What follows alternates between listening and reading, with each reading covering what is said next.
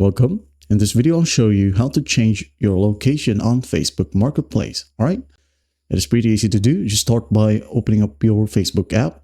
And once you're in here, just go ahead over to your Marketplace, which is right here. If you can't find it right here, just go ahead and use the search function, which is right here at the top right.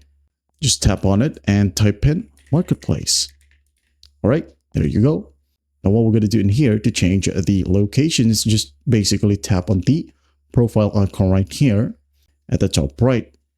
Tap on it. Now in here, just scroll down a bit until you find location here under account. Tap on location.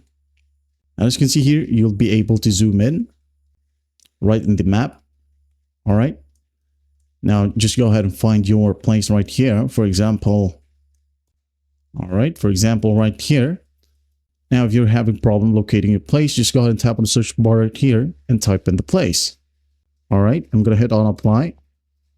That's basically how you change the location on Facebook Marketplace. Well, I hope this video helps and I'll see you in the next one.